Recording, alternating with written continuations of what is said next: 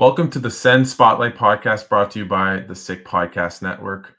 Before we get started, go all the way with Betway and get a free bet up to $200 if your first bet loses. Scan the QR code on the screen or click on the link in the details section to create an account and redeem your welcome offer. Offer is only available for new customers. Terms and conditions apply. Offer available in Ontario. Must be 18 plus. Please play responsibly.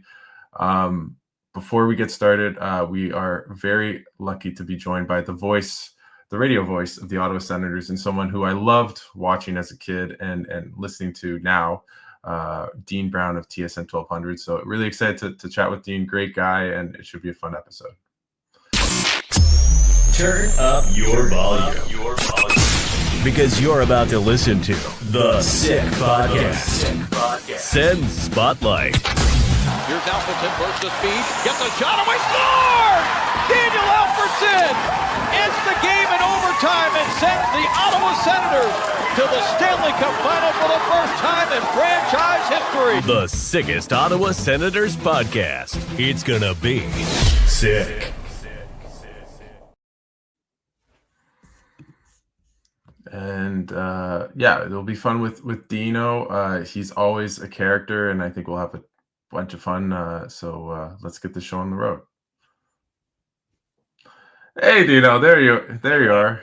There you are. Before we get started, how much have you been itching for hockey this season to start? I know you love being around the rink with the summer, kind of slowly coming to a pause. Are you missing hockey as much as I am, Dino? Yeah, every year it's the same kind of thing, and I've often said when I'm not excited and when I'm not, hyped up about getting back into the rink, that's the time that I should quit doing this. And that's just not happened yet. Like I usually around the end of July, I start kind of getting that little bit of a twitch, and you're really excited to get back in the rink and you get around hockey again and get around the hockey people, hockey community.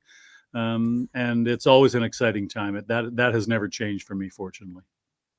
I'm curious for you because it will be a bit different this year. And I know a bunch of fans were kind of interested in me asking you about this. And I'm not trying to, get you in trouble or anything, but you guys aren't going to be traveling on the road, you and Gord Wilson, for the TSN 1200 broadcast this year. How difficult was that for you to hear? And how do you think it's going to impact the broadcast? Well, it's something we've done before during COVID. It's not like we don't have any experience doing that. And way back when I was still working for Hockey Night in Canada, I did some games from Europe off monitor in a studio in Toronto. So it's not a foreign concept. The big scheme of things, it is what it is. It's one of the realities in our industry now. We're not the only ones facing this. But for me, I take a step back and look at it, and the way I look at it is I'm working in the National Hockey League, and I know 1,000 guys who would give a right arm to change places with me. And when I look back over my career, and including my time working for Hockey Night, being the voice of the Ottawa Senators since day one is still the greatest professional honor I have and will ever have. And to get to continue doing that, to me, I'm extremely grateful for that. So I think you have to have a perspective on it because it is what it is, but it is part of the reality now for some of us in this business. And you just try and do the best you can and try and put out the best broadcast you can and have some fun and make it fun for people who are listening and get on with it.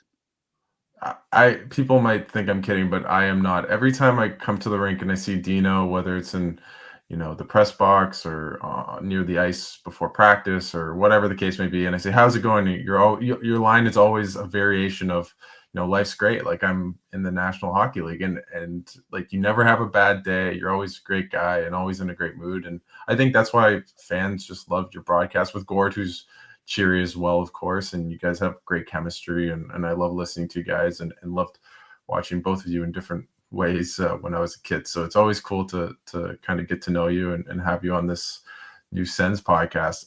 I guess, transitioning to the team itself. Yep. Where do you think this team stacks up this year? Obviously they took that big jump into the playoffs, which was awesome, and the city really rallied behind them, but like it's a bit different doing it the second time when there is a little bit more pressure, there is expectations, How good do you think this team will be next season? You know what? Maybe I am putting the cart before the horse here a little bit, because they just made the playoffs last year after missing for 7 straight years. And I get all that, but I said this last night at the when I was Gordon and I were doing the prizes and everything at the Sens Charity Open Golf Tournament. I said, like, around this team every day, and it was a good team last year, really good team. I think it's going to be a great team. I really do, and I think it's going to get to great quicker than a lot of people think it is. And I think one of the biggest reasons for me, my personal optimism about how good I think this team can be, is because if you look at the core of this team, the real core of this team, with the exception of Tim Stützle and Claude Giroux, one on either side of the line, Stützle younger and G is a bit further on. Most of the best players on this team are all entering their prime years at the same time together. So you're going to have that big clump of talent all reaching their prime years at the same time. And we've seen in the past in this league, in the instances when that happens, the ball rolls very fast. It's kind of like, it's hard to get the thing going because you're trying to build a thing and you're building through youth. And that's, and I get all that. But it's kind of like when the thing starts to roll, it rolls fast. And maybe I'm wrong. Maybe we're going to be having this conversation. We'll be doing this in March, and I will, they're stay alive and stay in a playoff chase, and I will have been totally wrong. But I think it is definitely harder, and the expectations are higher. But I'm telling you, I really think that this team has the ability to be a special team. I really do. I think they can not take one step ahead. I think they have a chance to be able to start leaping ahead and becoming a team that not only is a playoff team, but that can expect and hope for more than that. And I don't know. I just have that feeling. I feel like every time in preseason or training camp and the team did well last year, it's like you're almost primed to be optimistic. But I truly agree with you, Dino. And it's interesting, like, you remember the November slump they had last year, like every other year. It really felt like almost unwinding all those maybe demons of the past of finding ways to lose rather than finding ways to win. And then once they started to win, I mean, from December on, they were top 10 in the league in terms of record. And I think their team, roster wise, as you mentioned, they're older. They have that experience. They should be better. Like, why would Tim Stützle not be as good, if not slightly better than last year? Same with Tkachuk, all these guys, Sanderson, who's just a stud, right? So they're all going upwards, right? And you never know. Hockey's a weird sport. You get bad goaltending, guys get injured, whatever. But I think you're right. This team is primed to not just be good this year, but really good and maybe great. I'm kind of curious for you. Like, do you feel like, this is my opinion, I feel like they should be hunting to win the Atlantic, at least in terms of the regular season. Like, to me, Florida's great, but they've made it to the Cup a bunch of times. They're not going to be wired for the regular season like in the past, right? Toronto seems worse. I don't know what Tampa is, if they're that much better. Like, Ottawa was only a couple points off those guys and sucked to start the year. So what do you think do you think first in the Atlantic is a realistic goal and a realistic thing they should be pushing for? Yeah, I think it's realistic. I think it's possible. Pushing for it, though, I don't think so, because you know what? One of the things, Alex, the last several years in this league, it really has become true. It doesn't matter where you finish in the regular season as far as playoff positioning goes. Like, as long as you're in a playoff position, it really doesn't matter where you finish. Winning the President's Trophy doesn't increase or decrease your odds of anything. Being the best team in the league doesn't, So just get in and be playing well during the playoffs. And if you get to hang a division banner or a conference banner, hey, that's a great thing for sure.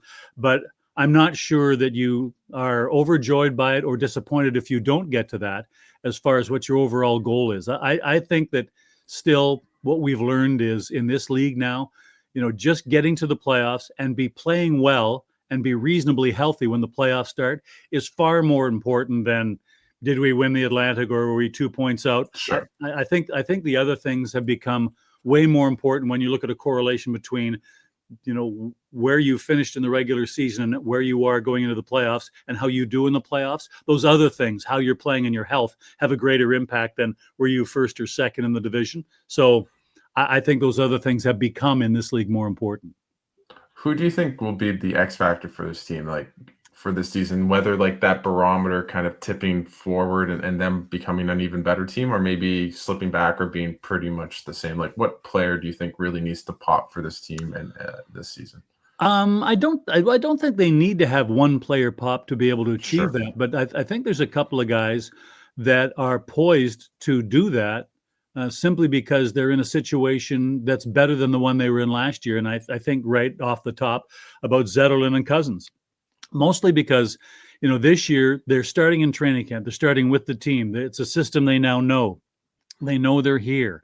Both of them starting last year in teams where at the beginning of the year, there was not much optimism either was going to make the playoffs. Buffalo a couple of years earlier looked like they were on the doorstep of making. Then they took a step back. Then they took another step back. And now they've missed for 13 straight years. So, I think all of that really scarred Cozens. When he got here, you remember, you were there for the media conferences and the scrums. He talked about the fact, in Buffalo, he took it personally that he was a big draft pick for them. He was a first-round draft pick, and he really was priding himself on being one of the key pieces to try and pull them out of the ditch and get them back in the playoffs. And it didn't happen. And he wore those scars. He took that personally. So, you got to get by some of those things as a player. So I think for both of them, starting the year here, being on the team when they start, knowing that they have a job and a position, and just being able to start fresh, I think you're going to see a couple of guys in those two guys that are really going to be able to blossom. And I think those two guys are high on my list of guys who both could really pop. And I think for me, probably the other one would be Shane Pinto, just because he became something last year that I didn't know or think that he could be that kind of player. I know when he was in college, he won a couple of awards for being a good defensive player. But primarily over the course of his life, he's been an offensive guy. So last year in the second half of the season, when he was tasked by the coaching staff of centering what turned out to be this team's shutdown line, him and Ridley Gregg and Amadio, they became this team shutdown line, and they became a great shutdown line. And the work that they did in the playoffs against Toronto, against super high skill players, was unbelievable. So I think, now I think Pinto takes a bit of that role more as a matter of pride, not an offensive guy who has to do this to, get his minutes. I think he takes pride in the fact that he's a really good defensive center and he's a really good shutdown guy, and him and his line have an important role, and they've had great success doing it. And now he can add more offense to that. Because I think that certainly in the case on that line, we know what Madio can do, but I think in the case of Ridley Gregg and Pinto, both of those guys are still, moving in this direction in both parts of their game. Experience, the defensive side, even though both are already good defensively, but I think you're going to see more offense from both. So I think this could be a very big year for Pinto. And so I know you asked for a guy, and I've given you three, but that's great. For me, those three guys are the guys where I think that could be a turnaround point. That could be pivot points for this team. If you get an increase in those guys personally, that's going to be a huge advantage for the team as a whole. I'm so fascinated by Pinto, and we had Kyle Bukauskas on the show, and he mentioned Pinto as kind of his X factor. And I find for him, like, as you mentioned, he was so good defensively. That line too, it wasn't just him, but just going up against Matthews and in the playoffs, of course, and really for the most part shutting him down. They had a couple goals here and there, but it wasn't like that line was killing them. It was more on the power play where the Leafs took advantage of the Senators rather than, at 5-on-5. But he's in a contract year in a sense, like he's extension eligible. He just made the Team USA preliminary camp, and he's a third line center, right? And he has scored 20 goals twice in his career and 20 last year. So I feel like he's in this weird position where he almost, I'm sure if you gave him truth serum, he'd say, hey, like, I should be on the power play. I should be playing more minutes, right? I want to score more goals so I get a bigger contract, and who can blame him? Yep. So I wonder how much, because there was a period to begin last season where he was holding the stick a bit too tight and he wasn't scoring, and then he just burst on at the end and got to 20. And I wonder how that contract Olympics is going to affect him. But yeah, I think if he pops off and maybe he gets more time on the power play, I think he can be a 30-goal guy in the NHL. I think he has the shot that is so good that if you just give him enough opportunities, that he can really be that guy. The other thing that I'm curious about, and you mentioned Zetterlund and Cozens, with Zetterlund, like last season, he comes to Ottawa, he was playing top 6 minutes in San Jose, and then he's on the fourth line, right? And this team really hasn't found that right winger for Tim Stützle. What do you think of him as the potential possibility on Stutzle's right wing? Well, there's a potential, I guess, but maybe it's just my own mind. But he is one of those guys. Excuse me. He's one of those guys that is a right shot that prefers to play the left side, and I think that's probably where there's a bigger hole and a bigger opportunity for him. Because for me, and it can change day to day and game to game, and sometimes they flip. But I still think of the number 1 and number 2 right side players for this team as Claude Giroux and Drake Batherson. So I look at the rest of it and I say, where does Zetterlund fit in? And it would not shock me in any way if he, because Brady is, you can debate whatever center is number 1, number 2, whatever, but Brady's the number 1 left winger on this team. So 7 is the first guy on your depth chart on the left side.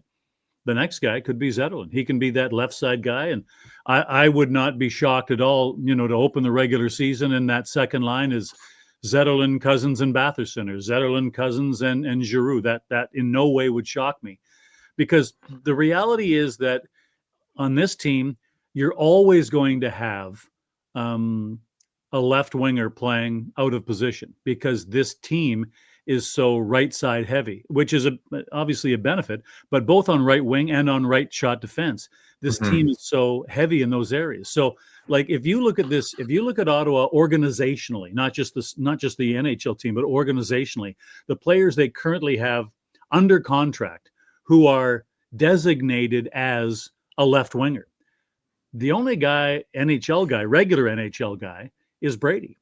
Kaliev coming in as a left winger, but I think he's going to end up being a depth guy. And the other one is Jan Yannick. So in your organization, you only have 3 actual left wingers, and that's why Ottawa and a lot of teams, a lot of centers end up playing on the wing, because the center can, in most cases, play either side, both sides. It doesn't matter. They're more versatile that way. So, Nick Cozens, for example, is a guy who is technically his first position is center. It's been a long time since he's been a regular NHL center, and I give you that. But all I'm saying is, for the purposes of slotting, if you're going by natural position, Ottawa only has 1 constant NHL left winger, and that's Brady. So that's where the opportunities are going to be. If you're a player that wants to get space in this lineup, it's going to be on that left side. In the case of Ridley Gregg, he's a natural center who plays the left side. As I said, Nick Cozens is a natural center who plays the left side. So that's open. But that's why I say, I think we may end up seeing, when push comes to shove, that if Zetterlund is competing for a position, it might not be on the right side, even though he's a right shot. It might be left side. No, for sure. And I think that brings me to the interesting dynamic, I think, at play for Travis Green moving forward. And the thing I really like about Green's coaching, and not that I'm a savant like you, Dino, but that he's always mixing and matching his lines, right? Like, he doesn't get too attached to them, which I think is good for the most part. But I always find it interesting that he mostly kept Stützle and Tkachuk together for maybe not the entire season, but for the most part.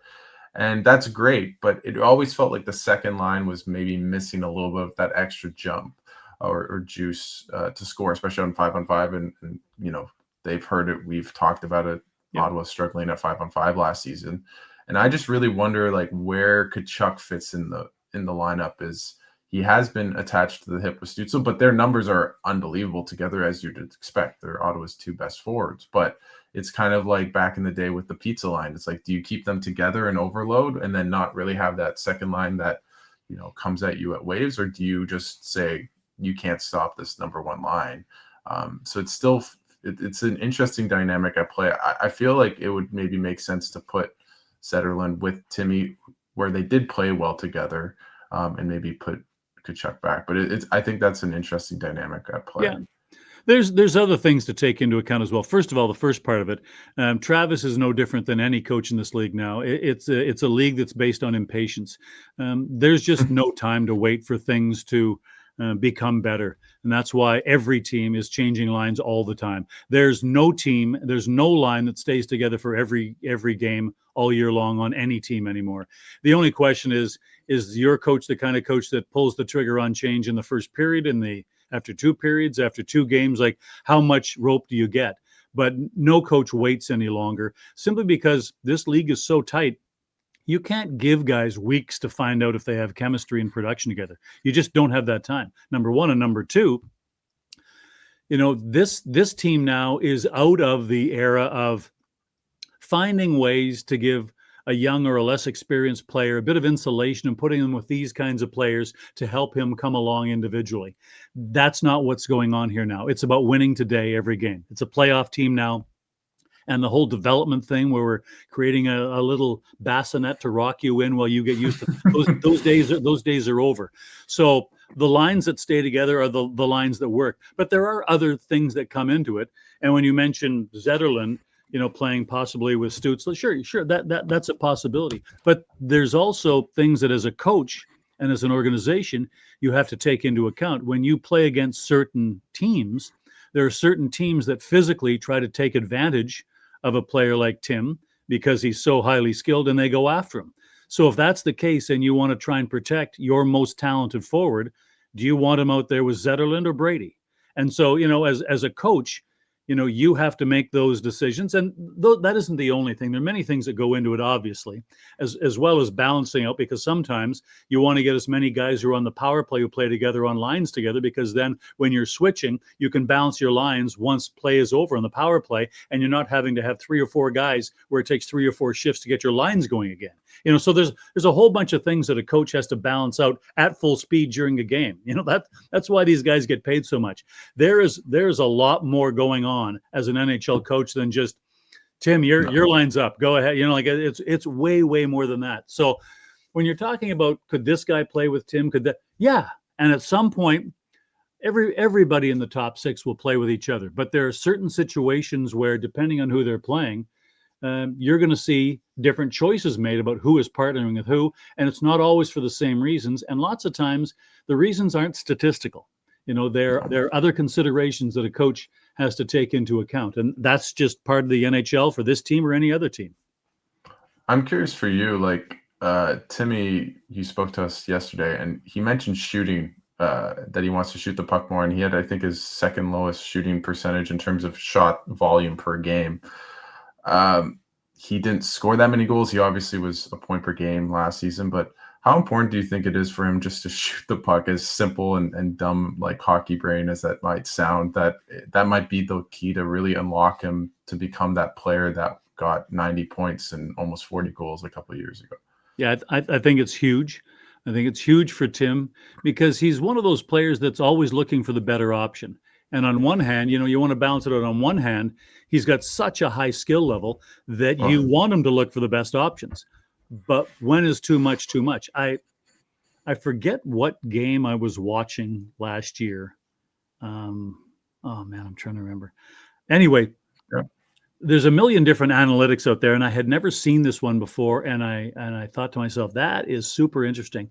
And the stat that they had on television, it was an away broadcast, so I'm trying to remember the team. It was their broadcast. Anyway, what the stat was is, and it was on the power play, but possession time as a function of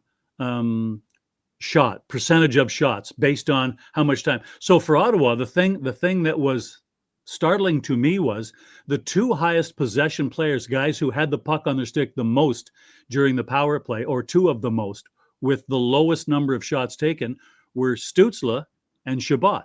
Now with Chabot, he's on the second unit, but he still is one of the higher guys on the team as far as how much time he has the puck on a stick on the power play. But the one with Tim was the one where we're going, oh, okay. So he has the puck on the power play so much. And if you start doing the math on what is his shot ratio when he's on the power play, And then you go, that's why the coaches are frustrated. That's why the fans are yelling, shoot, shoot. He has the puck so much because he's so skilled he can hold on to it. But you got to get it to the net. It's got to go to the net. Yeah. And you have to know that the coaching staff has talked in exit meetings. Yeah. You know, like sometimes you just got to get it away. And so that's a focus for him. And I think, you know, based on those kinds of metrics that are out there now, that teams, their analytics departments are all so good now. They pick up on all those things, and you can take it to a player and say, hey, here's some numbers you got to think about, and here's what we'd like you to do, and here's how we can help you create avenues to, you know, eliminate some of the indecision about what you're going to do with the puck and just get it to a place or get it to a teammate, but let's get it going somewhere. But that is one of the things where they certainly want it. They've told him that, and he knows, and so he's working on not just his shot, the quality of his shot, which is already high, but getting the puck away. And I think it could be huge for this team because, as my old buddy, Hall of Famer Denny Potvin used to say, a great pass is as good as a great shot. If you get it to a teammate and he's got a chance to score, that's as good as a great shot. So either way, whether he shoots it or passes it or gets a shot away that your teammate gets a rebound, that's a great play as well. And I think we probably are going to see more of that from Tim Stutzle this year. And I think that could be a really good thing for this team. I think what was great about his season last year was how good, as you mentioned, like his possession. I saw a stat, speaking of analytics, where he was like top 5 or 8 or something in terms of deking in like high danger areas. Like basically he was always had the puck in a great position and obviously wasn't shooting enough. But I think what will be really interesting to see is like he really became a way better defensive player last year. Like he was such a tenacious, tracking back, getting behind the puck, not letting guys beat him, way more aware. I just thought he was awesome. And you know what, Alex, that's the coach. That's coaching, making all the players understand that no matter who you are, if you don't play a certain way, you're either not going to play or you're not going to play as much, or you're not going to continue to get power play time, or, whatever button you have to push with a player. But I think Travis did a great job making everybody understand. And I think last year, the term that he used early on in training camp was the non-negotiables. Yeah. That's one of them. If Tim or anybody does, isn't inclined to play as hard when you don't have the puck, you're just not going to play as much. And we saw that a bit last year. There were times when some of the more skilled players on this team didn't get the kind of ice time that they often get. And that wasn't by accident. That was messages being sent that the rules are the rules for everybody. So, either you play a 200-foot game or you'll sit on a 20-foot bench, and I think that is one of the ways that Travis Green has done a great job transmitting in black and white to his players what the minimum standards are. And we can move around in a whole bunch of other areas and work on your specific skill set and the role that we have for you and all those other things. But there's a minimum standard of what's expected as to, as a team, how we play. And that I think has created a bit of a difference in Tim Stutzle's game. And the other thing I was going to mention, there's no question in my mind whatsoever that during the playoff against Toronto, that was the most physical, where he's initiating physical contact that I've ever seen Tim Stutzle. Ever. That first game. Yeah. You know what he reminded me of, Alex, at that time? Because it happened in Boston. There was that time when David Pasternak in his career went from just being a high skill guy that didn't really want to get involved physically. But there was a time when he turned that corner and became a high skill and oftentimes physical player. And that doesn't mean he's skating around trying to put guys into the fifth row, but he's extending physicality rather than accepting physicality. And for me, that was the first time I ever saw that from Tim. And man, I thought his game was super exciting when he became that kind of a player. Yeah, just almost like what was that goal he scored in Chicago where he just like willed the puck in overtime? You remember late in the season? Like I want more of that. Like be aggressive, tenacious, like go to the dirty areas. And not that he doesn't. Like he's very determined. You can just see it the way he plays, but just be more north-south because he's just such an elegant, graceful skater. But sometimes you need to shoot or you need to just make a direct play rather than trying to make a beautiful, behind the back pass that, if it works out great, but it's probably a lesser percentage than if you shot the puck. Right. But I guess thinking about like this team propelling forward, I think the other player that I feel like I think everyone in Ottawa was maybe high on him beforehand, but I felt like I was really kind of hyping him up just because I would see him every day in practice and you'd watch him in every game. And you're like, oh my God, this guy's great. And it's Jake Sanderson. I just thought the way he developed, even taking on Jonathan Sigalet, a skills coach who works with Zach Rowinski midway through the season, working on skills like during the season. Like I haven't heard of that. Maybe you have, Dino, but just taking that extra lengths to improve his game, and he did. And he's only 22. Like I don't know. I feel like it's an Olympic year. He's just going to take the next level. Like, do you think, like, how close do you think he is to becoming that like elite defenseman and like top 5 Norris Trophy, like in that conversation as a defenseman? Any day now. I'm not being facetious. Any day now. I think the biggest thing, Alex, is going to be outside realization, because I think he's going to be in that category, if he isn't already in some people's minds. It's going to be when other people not in Ottawa realize that's who he is. I looked at the Team Canada or the Team USA roster for their evaluation camp, and there's the list of, I think what they have 14 defensemen in the camp or something like that. I'm looking at that, and I don't. You never know. You never know if you are or not. But I don't believe I'm biased. But in my mind, I'm sitting there looking at these guys, and I have him placed 5th on that team. I have him as certainly making the team and number 5. And you read stuff online, and there's other people saying, well, if he has a good camp, they might consider him, next year or something. Like he'll probably finish, as the 8th or 9th best guy. I'm going, I don't think so. We've had this discussion before, and I know there's a good number of people who think I'm an idiot for saying it, but I'll keep saying it. Last year in the Four Nations, Slavin was a very good defenseman who had a great tournament, and he's a very good player. I'm not saying that he's not, but if you're asking me right now today, if I had a team, whether I would take Jacob Slavin or Jake Sanderson, it's a no-brain answer for me. I think that Sanderson is better than him today. And obviously, because of the age difference, he has, more range downfield. But I'm saying right now, today, he's a better player. But you try and get people convinced of that, because Slavin was glorified in that tournament, and he had a great tournament. He played really well. I'm not degrading the player. All I'm saying is, if you saw Jake Sanderson enough to watch what he can do and what he does every day, people outside of Ottawa who don't see him enough would realize, oh, that's a special player. That's not an average guy in the league at that position. That's an elite guy. And I think one of the other things with him is not just all the other stuff that he does with, always going the extra, all the time in the weight room. For him, self-motivation and self-direction are two huge things. I talked to him very, very briefly after the first preseason game he ever played. It was in Toronto. He was sitting on some crates outside the locker room, getting some stuff done. And I walked by him, and I just said, I knew it was his first game. I said, good game. He looked at me, he goes, that was a C game. So for him, in his mind, I said, don't be too hard on yourself. You played well against, players, some of which are real NHL players. Don't be too hard on yourself. But his determination after his first game that it was a C-level game for him.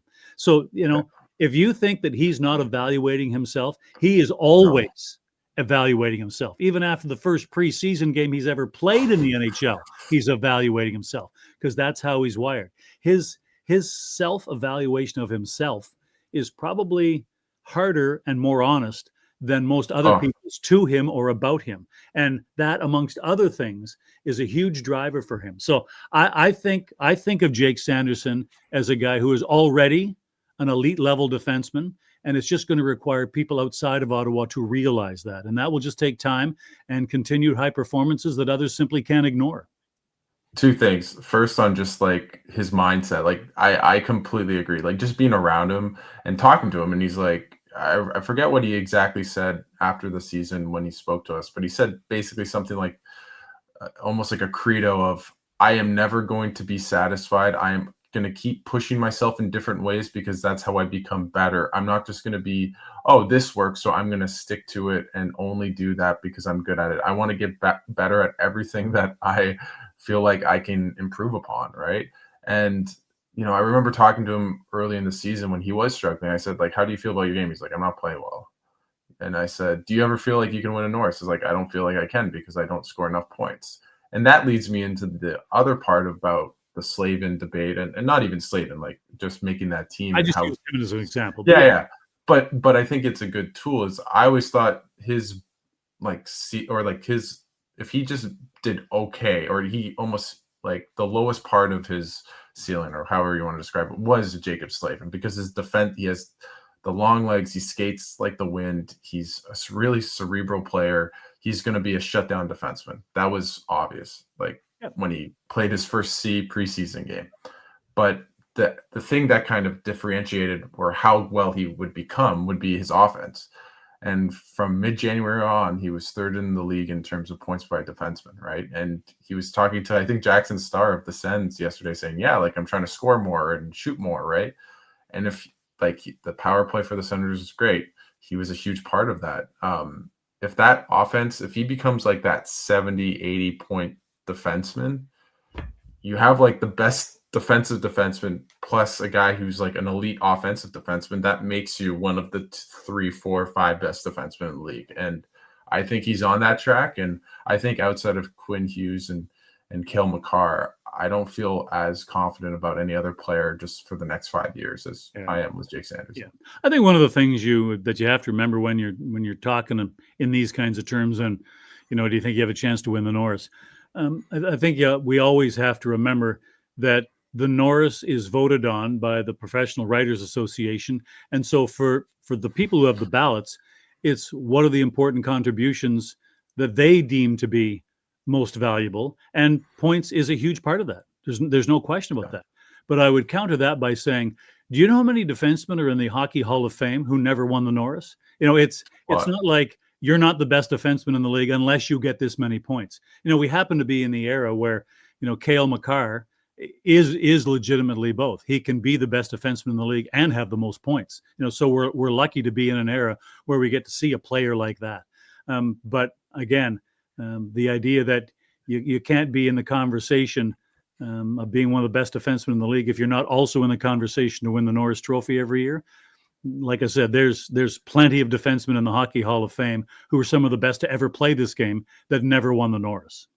Yeah, no, exactly. I guess transitioning a little bit to the defense core, like how much better do you think this team's defense core will be this year? Because I really think I like Jordan Spence. They are a bit undersized. I am a bit worried about their physicality in front because they don't really have a bruiser like outside of maybe Clevin, and Sanderson's big and everything. But how do you feel about their defense core? Because I think the upgrade from Jordan Spence to Nicholas Manpalo and Travis Hamonic, and no slight on those players, is pretty significant. And it's going to be interesting about Carter Yakimchuk, and because Staios mentioned that he wants him to feel as though he can make the team. We'll see if that happens. But yeah, well, for sure.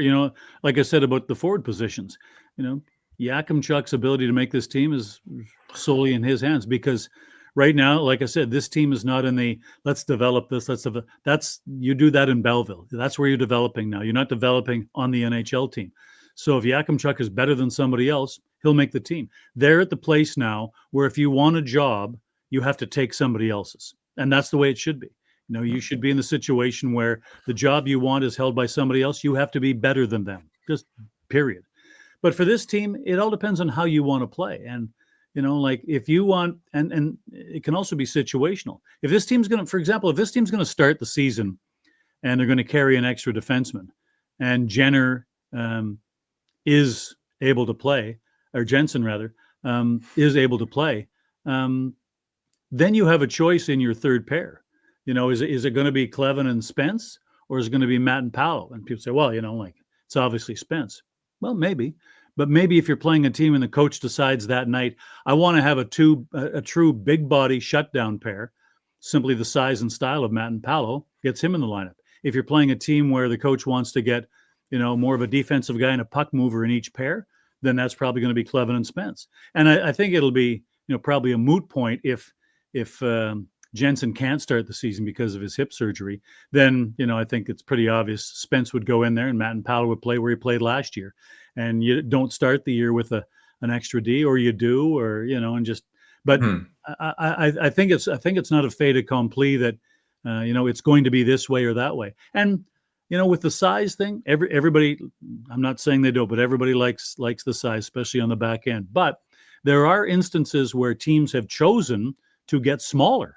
Last year in Carolina, they lost a couple of really good defensemen to free agency, and they replaced them with guys. They lost 2 guys that were over 6 feet tall and replaced them with 2 guys that were both under 6 feet tall. And that's a pretty good defensive team and a pretty competitive team. So it's not has to be one way or has to be the other. It really is, what type of player are they?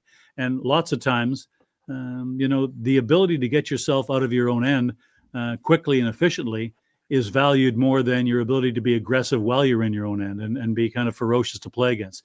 And the best teams have a good balance of that, and that's what you try to achieve. But you go with what you have and what you've developed. And like I said, I think that this could put the coach in the position where he has some leeway in how he wants to play things night to night based on the opposition and what kind of a team he wants to put out there on the back end. Because we all know who the top 4 are going to be, all things being equal health-wise.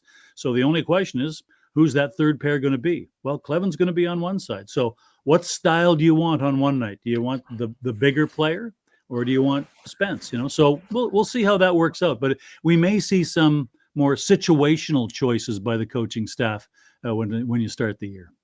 The one thing I do know, just like, talking to people within the organization, was they really sought after addressing the right side of their defense in terms of creating offense, right? For as good as Artem Zub and Nick Jensen are, they're not scorers or play drivers at all on the right side. And same with Hamonic and Manapalo. And I think obviously Yakimchuk will be that. If he comes to the NHL, that is who he will be. But right now, they didn't really have that. And I think Spence does that. Obviously, he's not, Cale Makar or anything like that, but he's a really good puck mover, pretty good, just in the offensive zone, making good reads, creating plays. And I wonder about how much they go to him in terms of maybe even playing him with Jake Sanderson. I'd really like that, because I don't think the opponents would have the puck in the Sens end, like anytime dump in, okay, exit, right? And that can be your best form of defense in many ways. So it's going to be really interesting. Yeah. You know what? Everyday fate can put you in a position to be able to test those things out. Simply because, as we all know in the NHL, when they took away the defenseman's ability to hold up for their partner and took away their arms where you can't hook and hold and impede anymore, it's been good for the speed of the game for sure, and you wouldn't want to turn back the clock. But it's also put a target on every NHL defenseman's back, and it is the most injured position. You get more injuries to defense than any other position, and that's why we always say, you in your organization, you have to have at least 10 defensemen who can play games at the NHL level, because you're going to have to call guys up and they're going to have to be able to play, because injuries are going to happen. So when you're talking about that right side and you're talking about seeing down the road, where Yakimchuk might fit when he does become a regular NHLer, and well, the thing that you do have to consider, and touch wood, you hope it never happens, but both Zub and Jensen aren't getting any younger. And both of them in the last 2 years have dealt with injuries, Shabbat too. And Shabbat too. But both those guys on the right side, because we were talking right side, those 2 guys on the right side have both had to deal with pretty substantial injuries. Like last year when Zub came back after breaking the foot or the ankle, I can't remember what it was, his skating was not what it used to be. He got caught going back to retrieve pucks a couple of times because he was coming off that kind of an injury. And that's just, he wasn't playing at 100%. Well, as you get older, it's harder to come back from those things, and it's harder to maintain tempo in your game. So it does give you the opportunity if, and again, touch wood, you hope it's not the case, but if you do get injuries, because odds are that you will on that right side, that gives you the opportunity as an organization to experiment more with that. Let's get 2 puck movers, one on the left and one on the right, and see how that works. Let's see how other guys look, and so that gives you a natural ability to try that rather than a defensive guy and a puck mover, defensive guy and a puck mover. So it gives you that opportunity simply because you have to have guys who can play. And if somebody brings a little bit of difference to the lineup, if they're replacing one of those other guys because of an injury, then they're bringing what they bring, and that might not be exactly the same thing. Yeah, and I think you talk about 10 defensemen deep. I think, Steos, I think Murray Pam asked him yesterday, about PTOs. I think they're a bit one defenseman short in terms of the left side. People have talked about Calvin DeHaan. He's a guy from Carp, he's from the area. It doesn't have to be him, but I think they need another left side veteran guy that if Tyler Clevin, again, knock on wood for all these guys, or Jake Sanderson or whoever gets injured on the left side, that they have an NHL ready guy that, I don't really think they have right now in Belleville. Before I let you go, because we're running out of time, I asked this to Ian Mendez, and I thought I'd ask it to you just because you've been around this team literally since its inception. Is like, to me, just being around the rink, but also having all my friends are Sens fans, of course, it feels like Brady Tkachuk has this aura, this love that I haven't really seen since maybe Alfredsson when I was a kid from fans. And I'm wondering, do you think he is the most beloved player outside of Alfredsson in this club's history, just with the fan base? Maybe you can say at the present moment, we don't know the future, and we can maybe relive the past, but I'm just curious what you think of that statement. I would 100% agree with that, outside of Alfie, because Alfie was and still is. But for Brady, if you get to spend a lot of time around Brady, for Brady, it's partly the hockey and the pugnacious style that he plays with. People like that. People like, always like a player that's willing to scrap for every inch on the ice, and that's who Brady is. But I think one of the reasons why Brady is so beloved is all the stuff off the ice, because it's not contrived, it's genuine. He is, and you've seen it, he is the kind of guy, when there's kids that are in the locker room touring, or somebody's brought some kids in, or it's Make-A-Wish or something, who's the guy lying on the floor on the carpet playing mini sticks with a kid in the locker room? And it's not because someone told him to go do it. That's who Brady is. You've seen this stuff when he's coming off the ice and he sees that there's some kids there for practice and they're behind him. He stops and, hey, what's going on, guys? And just has conversation. He's just such a gregarious guy. And that goes not just with kids, but anybody. When Brady gets on the team charter and there's corporate clients on there that are allowed to come along on a road trip, well, Brady's one of the guys that stops on the way by. Hi, my name is Brady. Oh, nice to meet you. Doesn't just walk by to his seat. He's that kind of a guy. And in a city like this, people appreciate the fact that he's a legitimate, honest, real guy that behaves that way in his regular life. He's not a phony. He's not a fake. That's who he is. And people pick up on that. It's hard now, especially in these days of social media, where they can catch you at your best moment, your worst moment at any time. There's so many cameras and there's so many iPhones trained on him all the time. When you see what some people think are his bad moments, it's playful exuberance. He's up on a bar with the teammates singing a song, and he's had a couple, but he's having a good time, and he's not pretending that he's not. He's seeing, this is who I am. We're having a good time. We're not breaking any laws, just having a good time. And people go, good. That's what a young man should do. It's, he's having a good time, and there's nothing wrong with that. And he's gregarious, he's outgoing. But you see all the other stuff that he does for the community, for kids. He's just, he is genuine, he is honest, and he is exactly what he appears to be. And that, in addition to the hockey, is what draws people to him. And in so many ways, Alex, that is also the same thing with Alfie. Alfie is not the same personality as Brady in any way, but his ability to give and connect with people is legitimate, it's honest, and there's nothing phony about him. And that's why people love him, and that's why people love Brady. And lifetime in the history of this organization, because as you mentioned, I've been there since day one, I would have no problem saying Alfie is number one, but right behind him is Brady Tkachuk. And I don't know what's going to happen in the future.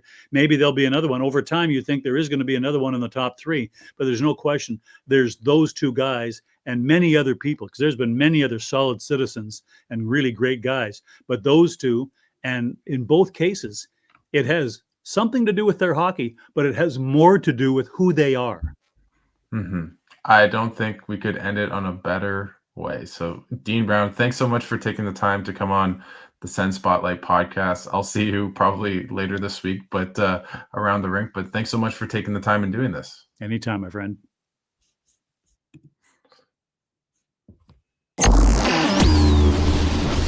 And that's a wrap. Hope you don't miss us too much until next time. Follow the Sick Podcast Sens Spotlight on YouTube, Instagram, Facebook, Google Play, and Apple Podcasts.